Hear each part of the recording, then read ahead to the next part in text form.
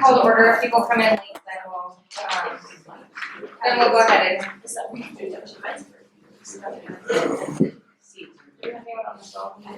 We should have Paul and Estella. Alright guys, I we're thought gonna, once the meeting starts, I'll put the phone in the center. yeah, let's go ahead and bring it over and we'll get started. So there is stuff that ask. I've been in this building since they got away from the nursing home, so it's my first time, so.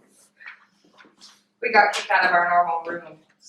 Short on conference rooms this week. In fact, there's another activity going on in there. Spring.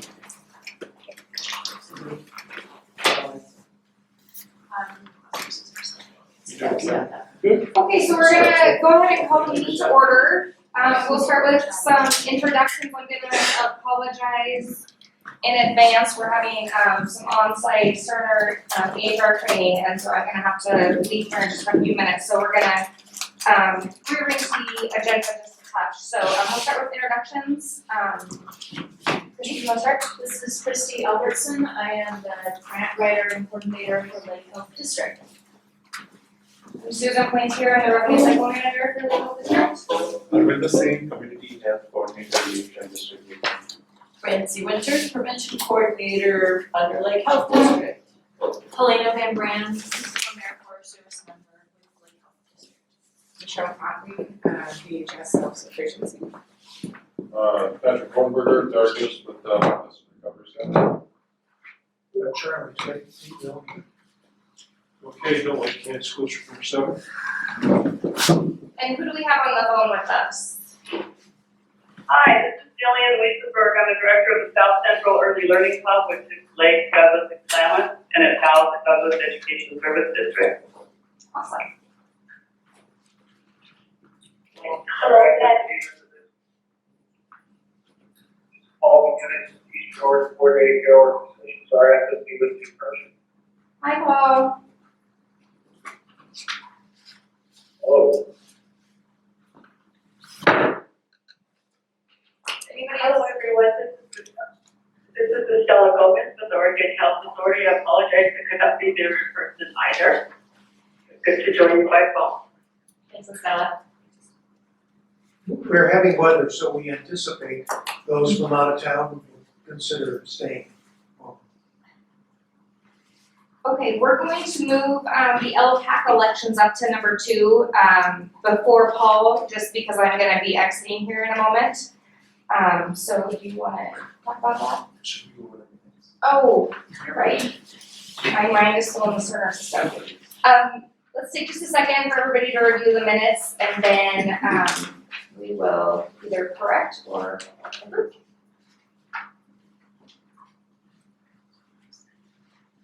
Also on the phone and have Paul, Lake County Senior Center, Transportation. Hi, And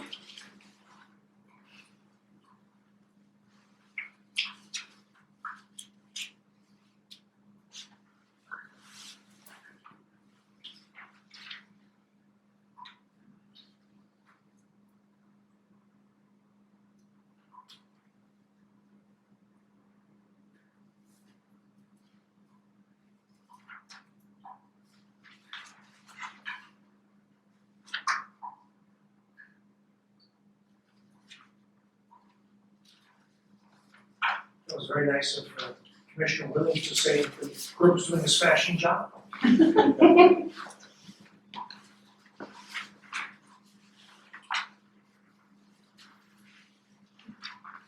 make a motion to approve the minutes. is there a second? Second. Oh, go ahead. All in favor? Aye. Minutes are approved as presented. Now we'll talk about the elections. It's January, so we'll need to address our LCAC elections. So, we wanted to hold elections for the chair and co-chair for the county LCAC. So for 2019, Susan Pointier was the chairman and I was the co-chair. We don't mind repeating, continuing the position unless we have some new nominees. I nominate Susan to continue in this role. second. I second the motion. Okay. Thank you. All in favor? Aye. Thank you, Susan. Thank you. I'm gonna turn the rest of it over to Sam. So we don't get to vote on him. We don't do that, I think we did it last year. Did we? Why? Because you kind of have to hold up the ship, it's like the clerk position.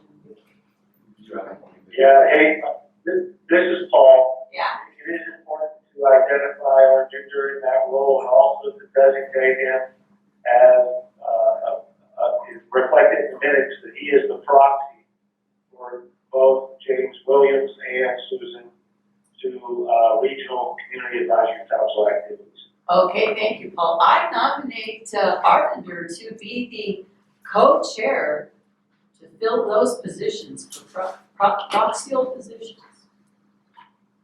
It would be vice chair. Vice chair, sorry. Do I have to restate the whole thing, Paul?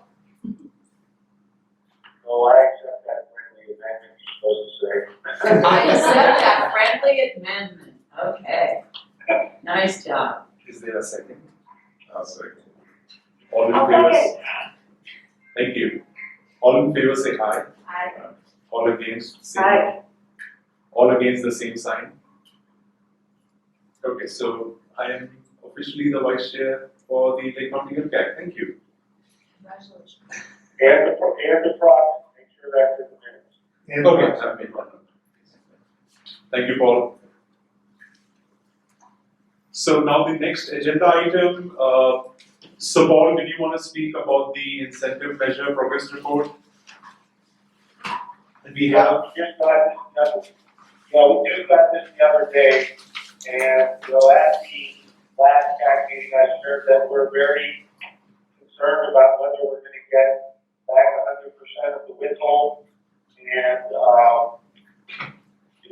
you can look at Lake County and, the data there, unless something is happening differently, this data goes through claims that have been processed through December 31st. So there's a run out on claims, but it might not reflect, stuff that happened in the last 2 or 3 weeks.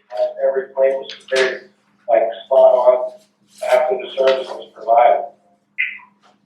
okay, So it doesn't look like we're going to meet the adolescent welfare visits or the immunization status or colorectal cancer screening, although I think the clinic is probably still getting back some big tests. As you know, the DHS custody data is out of whack. It's been out of whack all along, so don't celebrate the 7 and 7 because I think there's been more than 7 kids placed in DHS custody during the last year. We believe that Advantage Dental will meet the sealant data, and we're 12 short on developmental screens, 17 short on effective contraception, although Lowe's will reach out to the clinics there and see if there were women who had permanent, they've had a tubal ligation or hysterectomy and should have been in the denominator. Looks like it's good news, and you guys have had 2 locked-in programs on reducing emergency department utilization. So those 2 are good, and I'm not sure about there was a push all over the region to get diabetics in for oral health visits. You were at too, so I don't know if the clinic director is at the meeting. I didn't hear all the names. No, no, she is not at the meeting. Okay, I don't know, Charlie, if you've looked at, any of the reporting from the clinic and whether you can update us at all, or we'll just have to wait and see. I think we're gonna have to wait and see. Okay, thanks. So you basically won't see another one of these reports until June, once the data starts making sense. But again, there could be a reduction in the funding available if we don't get lucky on some of these measures, which I'm pretty concerned about. Any questions there? I had a question, Paul. So during the last meeting when we went over the incentive measure report, and also our clinic manager was present, Karen McLean. So when we had the discussion, so the discussion came to that there are still many claims that have to be filed, and we would be getting 80% of the money, if not 100%. But now you feel that we won't be getting 80% back. Oh, yeah, I think you're getting 80%. I mean, it's not based on the lake data, it's based on EOCCO-wide. So Okay. we have to pay for the report, while it still looks pretty red, you know, we're feeling like we're being many of them. Okay, and even for the Lake County data, last meeting we had discussed certain measures like adolescent well care visit, colorectal cancer screening, and I'm forgetting the other ones. They are in the minutes. So again, the discussion was that because the claims will get filed a bit later, that will be shown in the report. Yeah, it would be. There's 90 days that you can, file claim from the date of service. So none of the data will be finalized until the last day of March. Okay. And then we won't know exactly because there's give and take on the alert system for public health and that kind of stuff. Whether we get back to alert in June of 2020. Okay.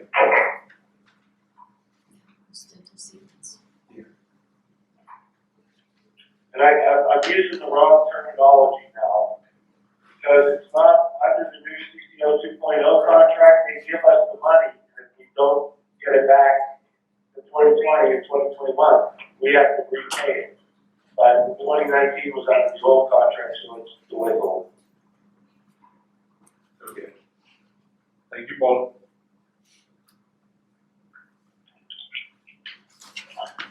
So in the packet that I handed out, I've also, you had sent me a public health one-pager document and the LCAC demographics. Do you want to discuss that, Paul? Yes, please. So, the public health one-pager, so this is the document that says application deadline March 1, 2020. The whole application was only sent to the 12 public health directors in the EOCCO region, because they're the only people who can apply.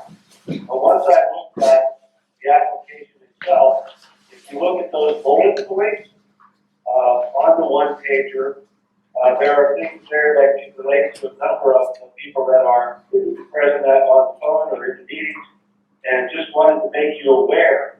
And, maybe Christy has something later on, grant updates, but I did share with her since public health is under Lake Health District, about what might be happening, but, those bullet points are pretty broad. So I was hoping that, if people had an idea of what can be done, they may be able to share something in partnership with Lake Public Health. I think it's also important to note, it says how much money is there in this pot between 250,000 and 500, and it's basically up to 30,000 per county. But if you see where it says funds available, it says this pot of money is intended to last, over the next 2 or more years, which is kind of interesting, because if everybody got one $30,000 grant, that's 360. So how does the math work on that? Was that you, Charlie? So, yeah, are you anticipating that all of the 12 public health departments are going to request a grant? I'm not exactly sure what's going to happen with this. Let me back up and put it in context. The people that represent the Community Advisory Council on the regional Community Advisory Council, when we prioritize, which we do at the March meeting, what we're going to put into the annual report, which is the document that we sent officially advising the EOCCO board of what we think should happen. The last 2 or 3 of them have recommended a per member per month payment to public health departments in recognition of the help that they do in meeting these incentive measures. And this pot of money is not a PMPM payment, but, you know, it's the first step in recognizing, you know, public health directly. So I'm not sure exactly. I think it depends, Charlie, too, on, you know, how many people go to the opt-in grants that are due tomorrow. You know, there's a pool of money there. You know, I think I mentioned to the LTACs before, I'm not hearing of a whole lot of activity there. So there's a pot of money set aside there. It's all, you know, under the funds that we get back from the incentive measures. The percentage is allocated. Okay, Does that make sense? it does. Thank you. I wish it were more definitive. Yeah, that would be nice. This is Stella. I think it's awesome that, the minority CPO board is recognizing the contributions that public health has made in meeting and helping with some of the measures to several of our counties. So much appreciated. Yeah, it could really help our public health. This is francine prevention. Any additional dollars to help them, they're just really swamped and they do a lot of work. So I agree, Estella, thank you.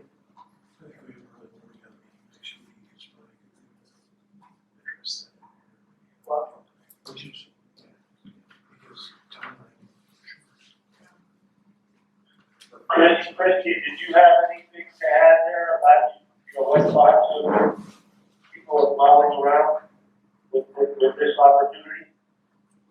Judy and I have not yet had a chance to look at this because I've been trying to get the other grants in.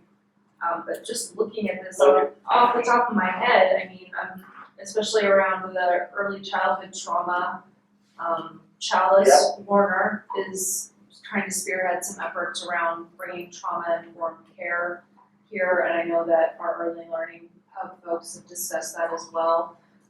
We're looking at childcare and trying to figure out how to get additional resources here for childcare, and I'm wondering if this maybe, Francie and others, you talked about the money coming down from the state for early childhood, we aren't able to take advantage of, we don't have a building. I wonder if this could support technical assistance for helping us with that, so we have, I don't know, I'm just throwing out ideas at this point, but.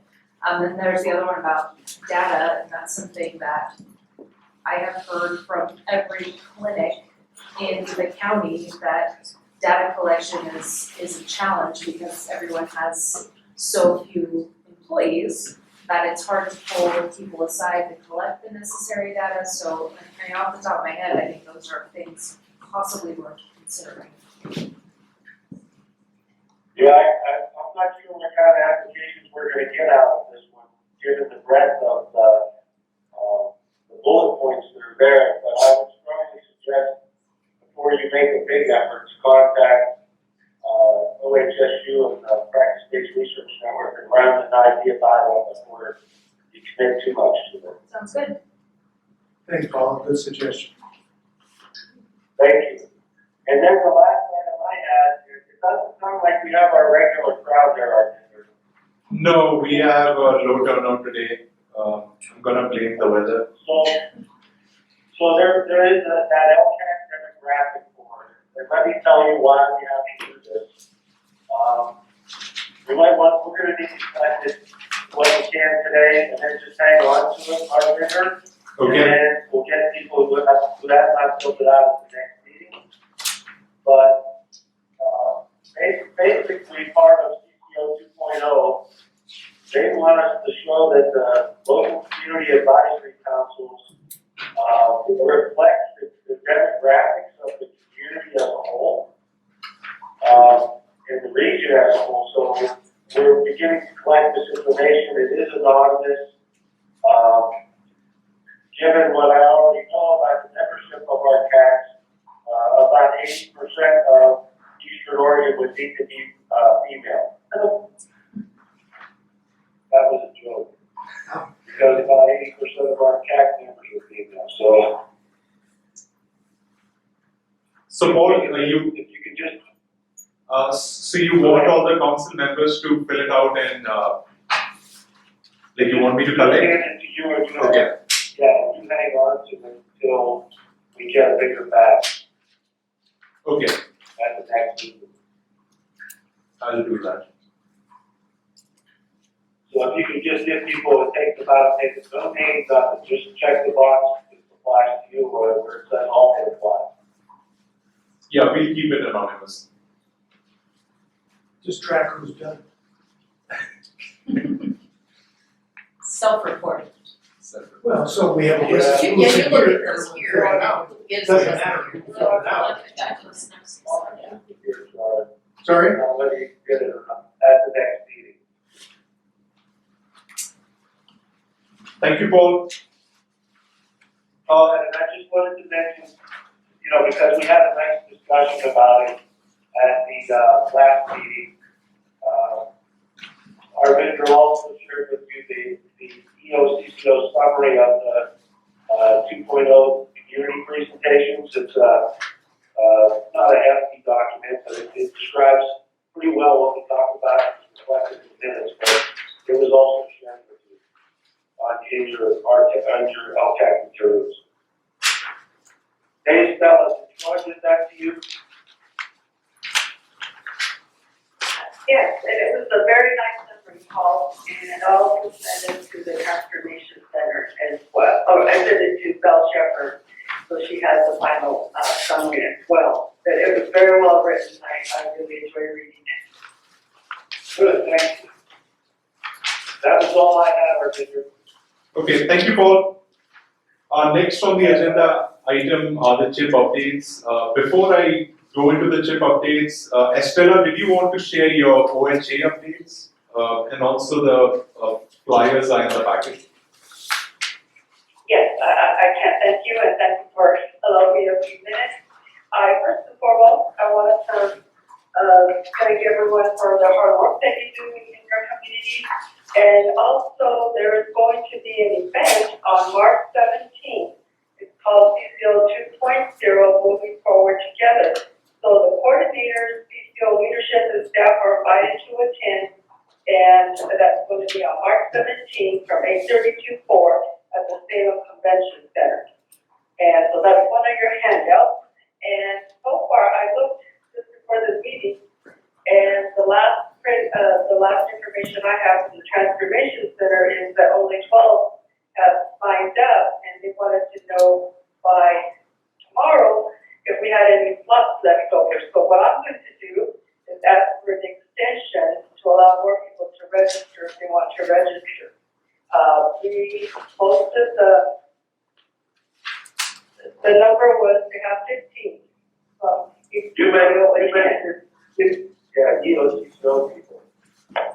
Yes, this is and they wanted, the transformation said we're going to allow 15 people from CCO for the event. However, they made an exception for Eastern Oregon CCO, and they're allowing 25 staff or CAC coordinators to attend. So we still have a few slots that people can sign up for.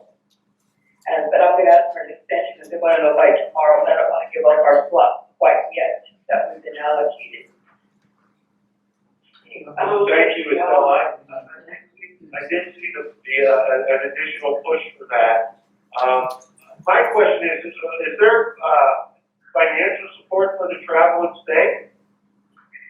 That I've not heard of, and I don't think there is, but maybe more is coming. And I also asked Tom Coswell whether they're going to allocate rooms at where the event is going to be at the Salem Convention Center. There's a hotel right attached to it. So I asked if if they're going to have rooms, book some rooms for individuals to attend. But at isn't any type of assistance that's going to be offered at this time. Yeah, that's what I understood, so, during the LCAC administrative funds process, many of our tax set aside some dollars for either the Innovation Cafe, which happens in June, usually in Salem, but this offering would be just as good, just as valid to use some of those funds for if you wanted to send someone. Yeah, because some of the topics include behavioral health, oral health integration, social determinants of health and equity, community advisory councils, community health assessment, community health improvement, health-related services and housing, sustainable costs, value-based payments, and other ways to support this work, which includes health information technology. So who, So if you are interested, please sign up, and there's a registration link there. If you're a CAP coordinator, or if your CAP coordinator cannot attend, someone else can someone else can attend on behalf of Lake County. So the other thing, like the one second, so there is a special tax coordinator only meeting the next morning in Salem with with the OHA. Right, at the Transformation Center, yes. And you will also find there's a Oregon Health Authority there, from the Transformation there is about 8 pages. And as many of you know, PCO 2.0 includes children's health and also behavioral health, lots of emphasis on that. So we'll go, I just also want to let you know, so I'll go into those webinars that you can register, and I'm thinking, boy, this is a lot of information and opportunity to learn. And I'm thinking, I gotta have to put my calendar and mark everything to see what's available. And then I think when you register, it will also show up on your calendar as an appointment. If you happen to miss one of the webinars, one of the good things they're doing now is recording those webinars. So if you missed it and wanted to participate, you can go to the Oregon Health Authority Transformation Center and find lots of resources there, and also the recording of the particular webinar. Also wanted to let everyone know there's a dental procedure update about the dental benefits, and there's links, there are English, Spanish, Russian, and traditional Chinese, simplified Chinese, Korean, and Vietnamese. So that's available. The second, and I'm on page 2. Oregon Health Authority is seeking members for a new social determinants of health measurement work group. And this group is to look at the measure concept, look at how we're helping with health-related social needs. That includes housing, food insecurity, and transportation. On that section, there's also the application process, application materials. However, they're asking for anyone that's interested in being in this work group to register by 31st by 5 p.m. Sometimes you can also join a work group and just call in, and sometimes that opportunity is given. You don't have to go to Portland or Salem, is my understanding. But if you're interested, we'd like to welcome your voice and your concern to be part of this work group. Estella, was there another document for this work group? I can't seem to find the page on that, or is it a link that we? Oh, where you have this information, Arvinder, I sent the email with all the OHA updates embedded in the email. Okay, so do you want me to forward that email to the council? Yeah. Okay, Yes, please. Thank you very much. yeah, I just dropped the attachments, my bad. Yeah. Okay. Okay, that was in an attachment, it was discussed, and that I'd like you to get this out to our vendor, better give them the information. Also, there's another opportunity, if you're interested in being a culture of health leader, they're digging out. Oh my goodness, well, that's already passed.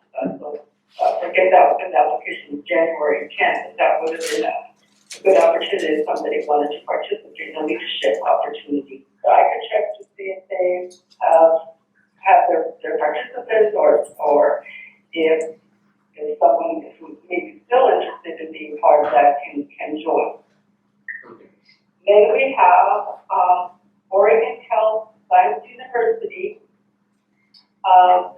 they have continuing education about pediatric mental health and also adult mental health.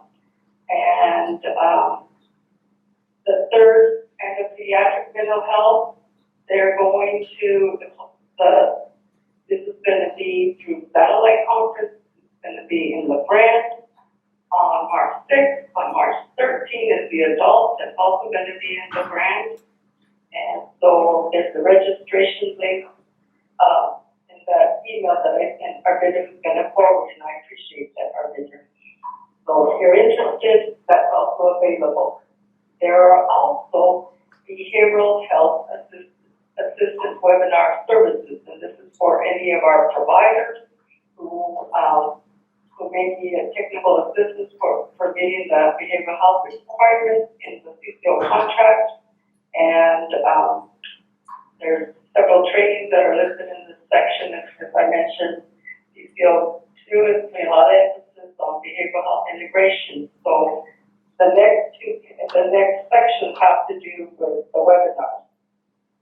And believe me, there's a lot of webinars, so they want to be sure that they share the information to ensure that Eastern Oregon CCO has success regarding social determinants of health and equity and the class standards and access for people who have Medicaid and Medicare for the dual eligible members. And there's also a section for support kindergarten readiness. And there's a webinar also listed in the link. And also how we can have our children be ready to learn. So there's a very literacy program we're going to talk about, the proven model. So that's going to be let me look what day we are right now. So anyway, this is on January 16th. So that was today. So like I mentioned, if we missed it, then you can see it. We can listen to it on the Transformation Center website. The final thing I wanted to talk about is our very own Eastern Oregon CCO will lead a webinar. It's going to be on February 5th, and along with another CCO, IHN in the Salem area. And they're going to talk about Eastern Oregon CCO Child Wellness Campaign. And this will be very helpful information. Presenters will discuss designing a project plan, address multiple measures, create audience appropriate contact, and working with external partners to broaden the scope of incentive measure improvement. So again, that's on February 5th from 11 to 1 hour, and there's the registration link for that.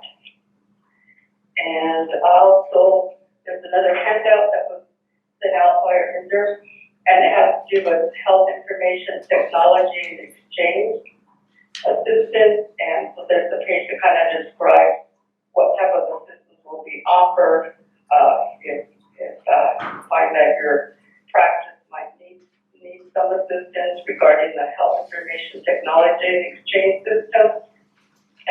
There's also provide reference materials to support your success if that's something that your clinic is interested in participating. So do you have any, that kind of concludes the note with fast and experience, but you will see if there's any questions on any of the information I shared, please don't hesitate to contact me. I'm more than happy to help. Do you have any questions for me? Estelle, I just had one question for the Moving Forward Together event. In the document it says, please work with your innovator agent. What does the innovator agent stand for? Oh, the innovator, the abbreviation is IA, innovator agent. So I'm the one that's assigned to work with Eastern Oregon field. And so I get the information on who has registered and who has not registered or who's interested. So I'm your innovator agent for Eastern Oregon CCO. So if we're, Estelle, it's Francine, the prevention coordinator, if we're interested in attending and we're not filled yet, we could potentially fill out a registration and you would decide whether we were an appropriate member or not to attend. So, you can register because I think we've only filled 12 slots.